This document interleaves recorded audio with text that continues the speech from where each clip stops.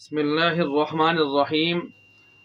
قربانی اور حج کے حوالے سے ایک فرسودہ اور لچر قسم کا ایک سوال اور اعتراض کیا جاتا ہے کہ اس قربانی کے عمل کے بجائے، حج کے عمل کے بجائے اگر یہ مال انسان جمع کر کے ملک کا قرضہ اتار لے، معاشرے کو سدھارے اور غریب غرباء کی مدد شروع کر دے تو یہ زیادہ بہتر بات ہوگی۔ اصل میں اس قسم کا جو فرسودہ قسم کا اور فضول قسم کا جو سوال اٹھایا جاتا ہے، یہ وہ طبقہ اٹھاتا ہے کہ جس کا دین اسلام یا دین اسلام کی تعلیمات سے کوئی لینا دینا نہیں ہوتا، وگرنہ جو لوگ دین اسلام اور دین اسلامی تعلیمات کی اہمیت اور عظمت کو سمجھتے ہیں، اس قسم کا تصور بھی ان کے دل اور دماغ سے نہیں گزر سکتا۔ تو جو لوگ دین سے، اسلام سے جان چھڑانا چاہتے ہیں اور اسلام کی قدر ان کے دل اور دماغ میں نہیں بیٹھی ہوئی، وہ ہمیشہ اس طرح کے خیالات جو ہے وہ پیش کرتے رہتے ہیں۔ اب دیکھیں، قرآن اور حدیث میں قربانی یا حج تو چونکہ ایک فرض عمل ہے، اس کو تو جب فرض ہو گیا تو نہیں چھوڑا جا سکتا، فرض کو تو پورا کیا جائے گا۔ قربانی ایک واجب عمل ہے، اس کا ذکر بھی قرآن کر رہا ہے، اور اسی طرح جو ہے احادیث کے اندر اس کا ذکر تفصیل سے موجود ہے، اور اس روایات کو سامنے رکھتے ہوئے اس میں جو تاکید آ رہی ہے کہ قربانی کی طاقت رکھتے ہوئے بھی اگر کوئی آدمی قربانی نہیں کرتا تو ہماری قربانگاہ عیدگاہ کے قریب تک نہ بھٹکے۔ تو پھر ایسے آپ دیکھ لیں کہ جب اس کے وجوب کی حد تک یعنی یہ دلائل ہمیں مل رہے ہیں، اور پھر آپ علیہ الصلوۃ والسلام مدینہ کے اندر جب سے یہ عمل شروع ہوا تو مسلسل 10 سال یہ عمل فرماتے رہے، صحابہ فرماتے رہے، اور تابعین، تبع تابعین، یعنی کئی صدیوں تک کسی کے دل اور دماغ میں یہ تصور نہیں آیا کہ غربت کو ختم کرنے کے لیے یہ طریقہ آزمایا جائے کہ قربانی موقوف کر دی جائے یا حج فرض جو ہے وہ موقوف کر دیا جائے۔ حالانکہ غربت آج سے زیادہ اس وقت ہوتی تھی، پیٹ پر پتھر اس وقت باندھے گئے، اور بھوک اور افلاس اور فقر و فاقہ اس وقت آج سے زیادہ ہوا کرتا تھا، لیکن اس کے باوجود یہ بات کسی کو نہیں سوجی۔ اور آج تو اللہ کی طرف سے نعمتوں کی بارش ہے، اور ہر طرف جو ہے رزق کی فراوانی، یہ ساری چیزیں ہوتی ہیں۔ ٹھیک ہے، حالات ہیں، قسمہ پرسی سامنے آتی ہے، بے روزگاری ہے، اور جو ہے مہنگائی ہے، ساری چیزیں اپنی جگہ ہیں، لیکن فقر و فاقہ کی جو داستانیں، جو واقعات اس وقت کے ہیں، آج اس کی مثالیں کہیں کہیں دور دور تک بھی نہیں ملتی۔ باقی یہ بڑی عجیب سی بات ہے کہ اگر کوئی آدمی 2-2 لاکھ کا موبائل جیب میں رکھ کے پھرتا ہے، لوگ کہتے ہیں واہ،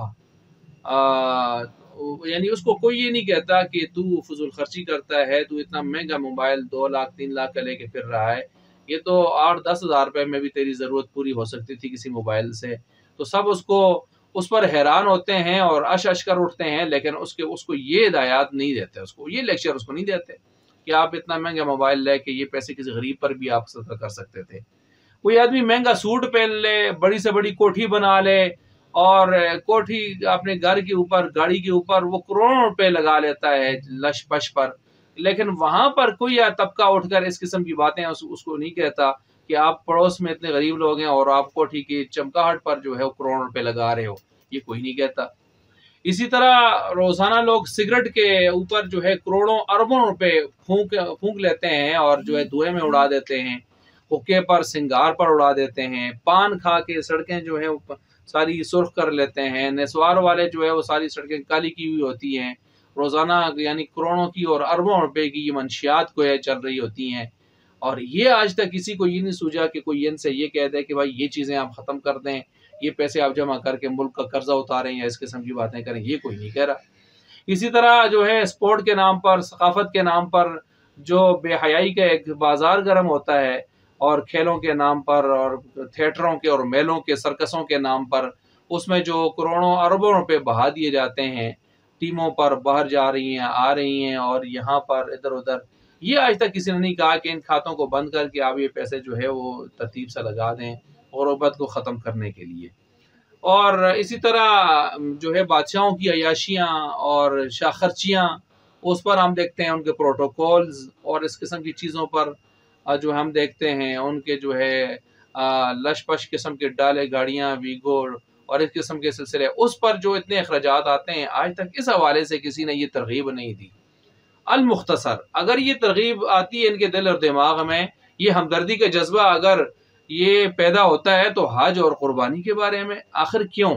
تو وجہ وہی ہے کہ اصل میں اسلام اور اسلامی تعلیمات کی عظمت اور اہمیت ہمارے دل اور دماغ میں بیٹھی نہیں ہے، جس کی وجہ سے ساری باتیں ہو رہی ہیں۔ تو بہرحال اس بارے میں دلائل قرآن و سنت کے اور آثار صحابہ سے اسلام کے مسلم ہیں کہ حج فرض ہے، قربانی واجب ہے، اور فرض اور واجب عمل اس کو اپنی جگہ ضرور نمٹایا جائے گا، اپنی ترتیب سے، اپنے طریقہ کار کے ساتھ، جو شرعی طریقہ کار ہے اس کے مطابق۔ اور اس قسم کے فضول لچر قسم کے جو فلسفے لوگ جاڑتے ہیں، ان کی وجہ سے اس عمل کو چھوڑا نہیں جائے گا، کیونکہ اللہ کا قرب حاصل کرنے کے لیے اور اس کو راضی کرنے کے لیے اور اس کی طرف سے عائد فریضہ فرائض کو پورا کرنے کے لیے مسلمان کو اپنی جگہ بھی ساری کاوشیں کرنی پڑتی ہیں۔ ٹھیک ہے، حقوق العباد بھی وہ پورے کرے گا، لوگوں کے بھی ساتھ ہمدردی بھی رکھے گا، خیال بھی رکھے گا، لیکن اس کا یہ مطلب نہیں ہے کہ حقوق اللہ کو ذبح کر کے حقوق العباد پر ایسے لگا دیا جائے کہ حقوق اللہ کا نام تک باقی نہ رہے۔